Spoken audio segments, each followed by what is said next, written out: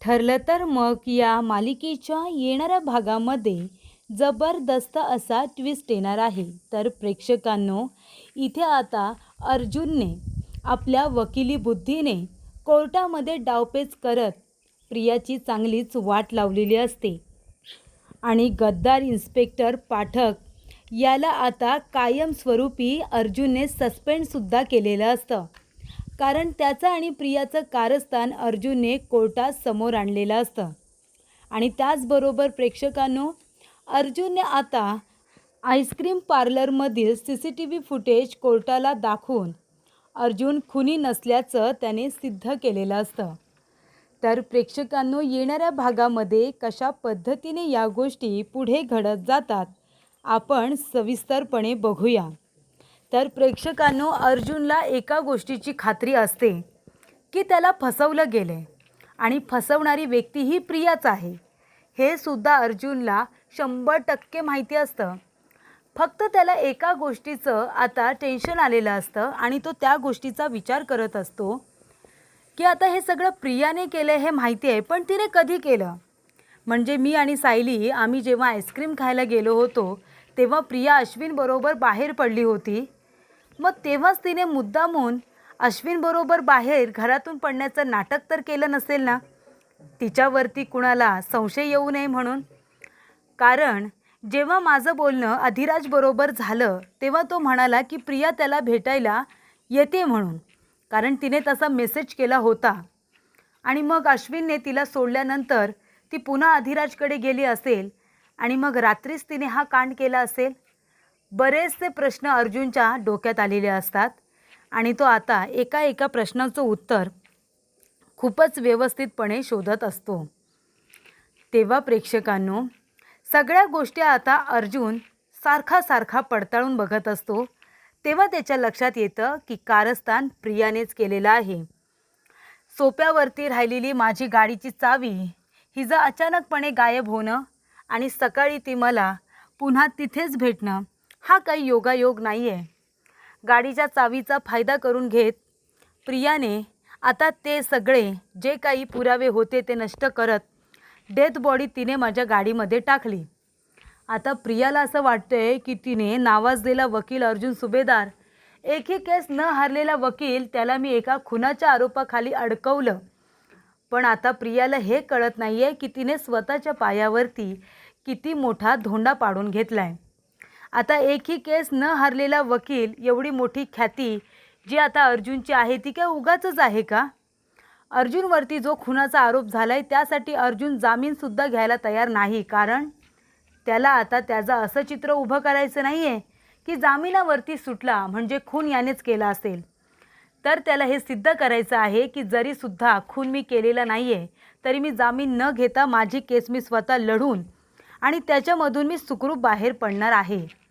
त्याला आधी असे पुरावे गोळा करायचे आहेत ज्याच्यामधून त्याला हे सिद्ध करायचं आहे की ज्या वेळेला खून झाला त्यावेळेला तो आईस्क्रीम पार्लरमध्ये त्याच्या बायकोबरोबर होता आणि त्यानंतर त्याला हे सिद्ध करायचं आहे की खून मी केलेलाच नाही आहे. पण मग खून केला कुणी, तर तो प्रियाने केला आहे. आता तसे पुरावे त्याला गोळा करायचे असतात, पण ते नंतर. आधी त्याला स्वतःला निर्दोष सिद्ध करायचं आहे आणि त्यासाठी त्याने आपली टीम तयार केलेली असते आणि ती टीम असते अर्जुन, सायली, चैतन्य आणि इन्स्पेक्टर सावंत यांची. आता ती टीम असते आणि इन्स्पेक्टर सावंत यांनी एक हवालदार असतात, ते खूपच प्रामाणिक असतात. पाठकसारखे जे वाईट अधिकारी आहेत, पण इथे आता सावंतसारखे चांगले अधिकारीसुद्धा आहेतच ना, जे फक्त सत्यासाठी लढतात आणि सत्यासाठी मरतात. असे सुद्धा अधिकारी आहेत आणि त्यातलेच ते हवालदार जे आता अर्जुनच्या अगदी पाठीमागे खंबीरपणे उभे राहतात, अर्जुनची साथ देतात, आपल्या इथे साहेबांना दिलेला शब्द पाळतात. तर प्रेक्षकांनो, काय होतं जेव्हा अर्जुन आता हे सगळं डिस्कशन करत असतो ना की आपण कुणाला साक्षीदार म्हणून आणायचं, म्हणजे आता साक्षीदार म्हणून कुणाला आणावं लागेल. तर ज्या वेळेला अर्जुन आणि सायली दोघेजण आईस्क्रीम पार्लरमध्ये आईस्क्रीम खायला गेले होते त्यावेळेला तिथे काही लोक वेटर म्हणून काम करत होते आणि ज्यांनी अर्जुन सायलीची ऑर्डर आणलेली असते, आता तेच लोक येऊन सांगणार ना. कारण जेव्हा पोस्टमॉर्टम रिपोर्ट आला तेव्हा शांताचा खून हा सुमारे 10, 10:30 आणि 11च्या दरम्यान प्रियाने केला होता. आणि बरोबर त्याच वेळेला अर्जुन सायली तर आईस्क्रीम पार्लरमध्ये होतेच, ते तर आपल्याला माहितीच आहे. पण आता कोर्टामध्ये हे सिद्ध करावं लागणार आहे. त्यामुळे इथे आपण कोर्टामध्ये साक्षीदार म्हणून त्या माणसाला आता आपण आणायचं साक्ष द्यायला. पण आईस्क्रीम पार्लरमधलं CCTV फुटेज आपल्याला मिळवावं लागेल आणि तो आपला प्रथमदर्शी पुरावा असेल हे सिद्ध करण्यासाठी. ज्या वेळेला तिकडे शांताचा खून झाला तेव्हा अर्जुन तिथे नव्हताच, तर अर्जुन इथे पार्लरमध्ये होता, आईस्क्रीम पार्लरमध्ये होता. मग खून करायला अर्जुन जाईलच कसा? आणि त्यानंतर सरळ अर्जुन घरी गेलेला आहे. आणि तेव्हा तिथे घरी गेल्यानंतर मग थोड्या वेळानंतर ती डेथ बॉडी त्याच्या गाडीमध्ये कुणीतरी टाकलेली आहे. त्याबद्दल अर्जुनला कल्पनासुद्धा नाही. आणि त्याच्या गाडीचा जो नेम प्लेटचा बोर्ड आहे ना, नेम प्लेटचा, तो सुद्धा आता घराच्या बाजूला पडलेला सापडलेला असतो. आणि तो मुद्दामून तिथेच ठेवलेला असतो, जेणेकरून त्या लोकांना कळावं की कुणीतरी मुद्दामून हा नेम प्लेटचा जे काही नेम प्लेट आहे ती काढून बाजूला टाकून दिले आणि त्याचा कांगावा करण्यात आला आहे. हे आता त्यांना कोर्टामध्ये मांडायचं असतं. आणि तेव्हा प्रेक्षकांनो, त्यांचं जे बोलणं सुरू असतं ना, कसे साक्षीदार आणायचे, कसे पुरावे गोळा करायचे, हे बोलणं पाठकला ऐकायचं असतं. म्हणून आता ज्या रूमची स्पेशल रूमची व्यवस्था करण्यात आलेली असते, स्पेशल इथे आता कोर्टाची परमिशन घेऊन त्या रूममध्ये त्या टेबलवरती जेव्हा चैतन्य, अर्जुन, सायली हे डिस्कशन करायला बसलेले असतात, तेव्हा टेबलच्या खाली एक मोबाईल ठेवलेला असतो आणि त्याच्यामध्ये रेकॉर्डिंग सुरू केलेलं असतं, जेणेकरून इथे आता अर्जुन, सायली आणि चैतन्य पुराव्यांविषयी जे काही आता म्हणजे डिस्कशन करतील ते रेकॉर्ड होईल आणि मग पाठक आणि प्रिया दोघेजण मिळून ते पुरावे नष्ट करतील, असा त्यांचा प्लॅन सुरू असतो. पण तो प्लॅन आता हवालदार यांनी पूर्णपणे फ्लॉप केलेला असतो. हवालदार जाधव जे आहेत ना, ते आता अर्जुनला येऊन सांगतात की तुम्ही जे काही बोलताय तुमचं बोलणं टेबलच्या खाली असलेल्या मोबाईलमध्ये रेकॉर्ड होतं आहे. तेव्हा सर प्लीज तो मोबाईल तुम्ही काढा आणि बंद करून ठेवा, नाहीतर तुमचा संपूर्ण प्लॅन पाठक सरांपर्यंत पोहोचेल. तेव्हा अर्जुन म्हणतो, इन्स्पेक्टर पाठक माझ्यावरती पर्सनल आता खुंदस तो राग काढतायत आणि मला माहिती आहे, माझा विश्वास फक्त तुमच्यासारख्या प्रामाणिक ऑफिसरवरती आहे आणि माझे सगळ्यात जवळचे मित्र आणि एक चांगले ऑफिसर म्हणजे इन्स्पेक्टर सावंत यांच्यावरती माझा पूर्ण विश्वास आहे की तुम्ही दोघेजण मला कधीच धोका देणार नाही. माझा पूर्णपणे विश्वास आहे तुमच्यावरती. आणि तो मोबाईल काढून आता त्याने इन्स्पेक्टर सावंत यांच्याकडे दिलेला असतो आणि सांगितलेलं असतं की सावंत, हा मोबाईल तुम्हाला कोर्टामध्ये आता सादर करायचा आहे. जेव्हा मी सांगेन तेव्हा हा मोबाईल तुम्ही कोर्टाला द्यायचा. आणि तेव्हा प्रेक्षकांनो, इथे आता अर्जुन कोर्टामध्ये जाणारच असतो, पण त्याआधी सायलीने महत्त्वाचं काम बजावलेलं असतं. तर इथे जो काही आपला आता हा अधिराज आहे, त्याला जे काही अर्जुनने नाटक करायला सांगितलं आहे ते नाटक करत असताना तो प्रियाला सारखे सारखे पैसे देत असतो. आणि तो पैसे का देत असतो, तर प्रियाचा त्याच्यावरती विश्वास बसावा आणि मग ती जे काही कांड करते ते आता ते अर्जुन आणि सायलीला सांगता यावे. तेव्हा इथे प्रिया काय सांगते अधिराजला की माझं लग्न झालं आहे, पण माझा नवरा मला मारतो, मला छळतो आणि म्हणून मला नोकरी वगैरे करावी लागते, कारण मी माझ्या कुटुंबाकडे लक्ष देते ना, म्हणून मला माझा नवरा मारत असतो, असं अधिराजला सांगितलेलं असतं. आणि ती अधिराजकडून पैसे उकळत असते आणि अधिराजसुद्धा इमोशनल होऊन ते पैसे तिला देत असतो. ही गोष्ट प्रियाला कळते आणि ती सारखी सारखी अधिराजकडून पैसे काढत असते. आणि मग सायलीला ही गोष्ट समजताच सायली अधिराजला म्हणते की तुम्ही तिला फसवण्यासाठी जरी पैसे देत असाल तरीसुद्धा पैसे देणं सध्या तरी बंद करा. कारण का, तर तुम्ही आता तिला अशा पद्धतीने पैसे देताय ना की ते पैसे यांना अडकवण्यासाठी ती लोकांना देऊन आता लोकांची तोंडं बंद करते. त्यामुळे तुम्ही तिला पैसे देऊ नका, नाटक असेल तरीसुद्धा पैसे देऊ नका. अधिराज म्हणतो, मग तिला माझ्यावरती संशय येईल की मी एवढाच जर पैसेवाला आहे तर मग हा मला पैसे का देत नाही आहे असं वाटेल ना. ती म्हणते तिला काय वाटायचं ते वाटू दे, पण सध्या तरी पैसे देणं मात्र बंद करा, असं आता सांगण्यात आणलेलं असतं. आणि तेव्हा अधिराजला तिने समजावून सांगितल्यानंतर अधिराजच्या गोष्टी लक्षात येतात आणि तो आता शांत होतो.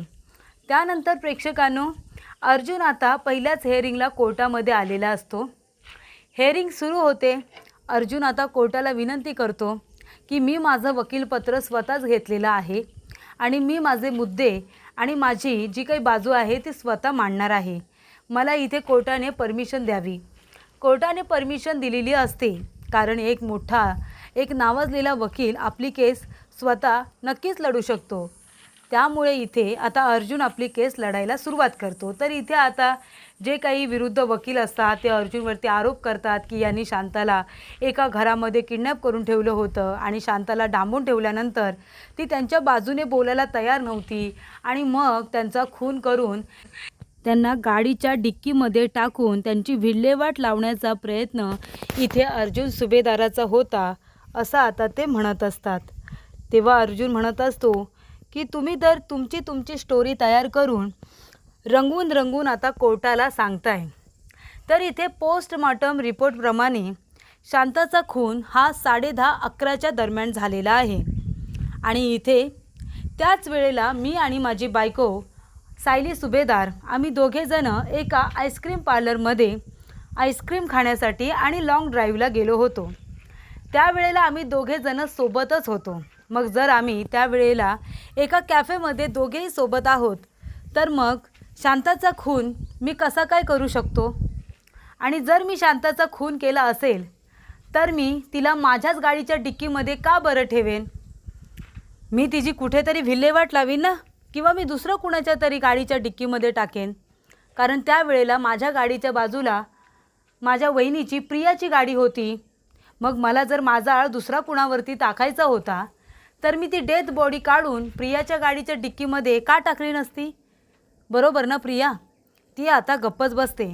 अर्जुन म्हणतो मला हे सांगायचं आहे, जर मी गुन्हा केला आहे मग तो मी लपवण्याचाही प्रयत्न करेन ना, आणि मग मला जर स्वतःचा गुन्हा लपवायचा आहे तर मी तो दुसऱ्या कुणावरती तरी टाकेन. पण जो गुन्हा मी केलेलाच नाही आहे तर मी इतके डावपेच का करेन? तेव्हा इथे अर्जुन म्हणतो की जज साहेब, मला तुम्हाला एक गोष्ट सांगायची आहे की शांताचा ज्या वेळेला खून झाला त्यावेळेला शांताला आम्ही प्रोटेक्टच करण्याचा प्रयत्न करत होतो. आम्ही शांताबरोबर सुयशला पाठवलं होतं जेणेकरून शांताच्या जीवाला धोका होता. एका केसमध्ये शांता आम्हाला मदत करत होती. काही लोकांपासून तिच्या जीवाला धोका होता म्हणून आम्ही स्पेशली तिच्यासाठी एक अशी रूम खरेदी केली होती जिथे ती व्यवस्थित राहता येईल आणि त्यासाठी आम्ही तिची व्यवस्थित काळजी घेतली होती. तुम्हाला जर खात्री करायची असेल तर काही लोकांना तुम्ही पाठवून त्या रूमची तुम्ही व्यवस्थित झडती घ्या. तिथे शांताच्या सगळ्या सुखसोयींचा विचार केला गेला होता आणि महत्त्वाची गोष्ट म्हणजे शांताची तर व्यवस्थित काळजी घेतली होती, पण शांता तिच्या घराचे पेपर्स आणायला गेलेली असताना तिच्याबरोबर मी माझ्या जवळच्या मित्राला सुयशला सुद्धा पाठवलं होतं. पण तिथे गेल्यानंतर सुयशवरती सुद्धा काही लोकांनी अटॅक केला आणि सुयशला सुद्धा मारलं आणि त्यानंतर शांताचा खून केला.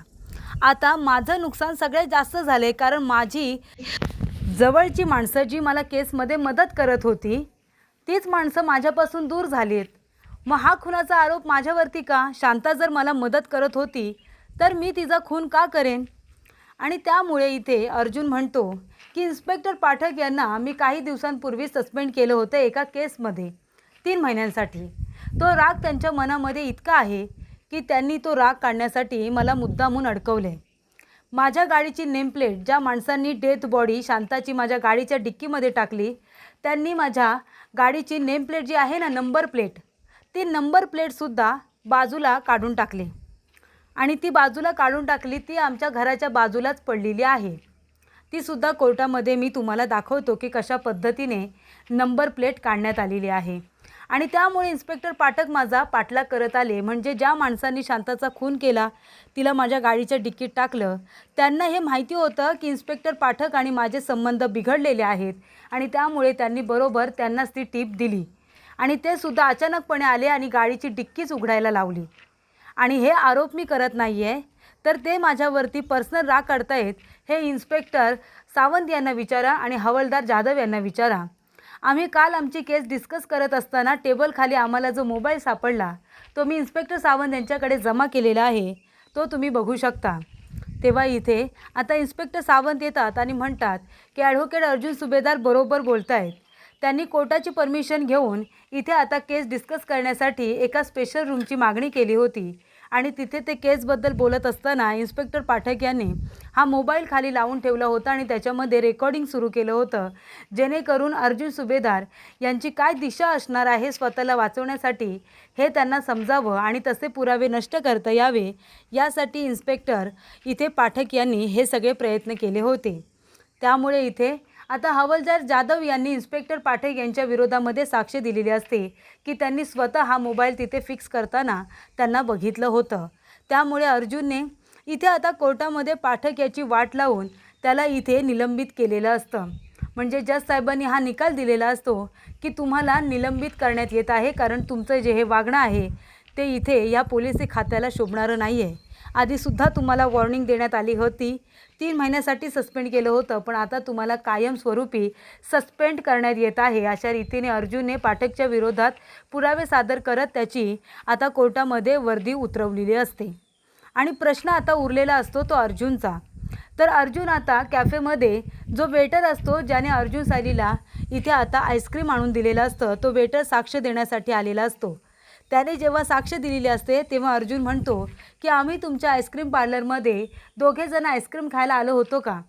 तेव्हा तो म्हणतो की हो साहेब, तुम्ही दोघेही आला होतात आणि खूप वेळ तुम्ही तिथेच बसला होतात, तुम्ही काहीतरी बोलत होता, आम्ही हे बघितलं होतं.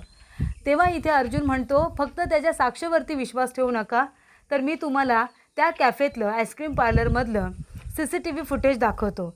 आणि तेव्हा CCTV कॅमेऱ्यामध्ये रेकॉर्ड झालेलं फुटेज अर्जुन कोर्टामध्ये सादर करत सगळ्यांना दाखवतो.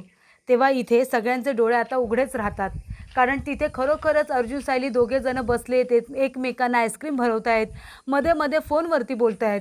तेव्हा अर्जुन म्हणतो की जिथे मी फोनवरती बोलतोय ते मी शांता आणि सुयश बरोबर बोलतोय की तुम्ही व्यवस्थित गेलात का, तुम्हाला घराचे पेपर्स मिळाले का, हे आम्ही दोघेजणं त्यांच्याशी बोलत होतो. आणि त्याच वेळेला साधारणपणे शांताचा खून करण्यात आला होता. तेव्हा इथे सुयशने सुद्धा आता साक्ष दिलेली असते की कशा पद्धतीने त्या संतोषने त्याच्यावरती हल्ला केला आणि कशा पद्धतीने इथे आता शांताचा खून केला. हे सगळं समजल्यानंतर अर्जुन म्हणतो की खून तर मी केलेला नाही आहे, हे सिद्ध झालं आहे, पण आता मला शोधून काढायचं आहे की शांताचा खून नेमका कुणी केला. काही लोक माझ्या लक्षात आहेत, पण मला पुराव्यांशिवाय काही बोलायचं नाही आहे जज साहेब, असं अर्जुन आता म्हणतो. तेव्हा इथे जज साहेब म्हणतात की CCTV फुटेज आणि दिलेल्या साक्षामुळे इथे अर्जुन सुभेदार आणि सायली सुभेदार ज्या वेळेला शांताचा खून झाला त्यावेळेला ते दोघेजणं आईस्क्रीम पार्लरमध्ये होते, हे आता पुराव्यानिश्चित त्याने सिद्ध केलेलं आहे.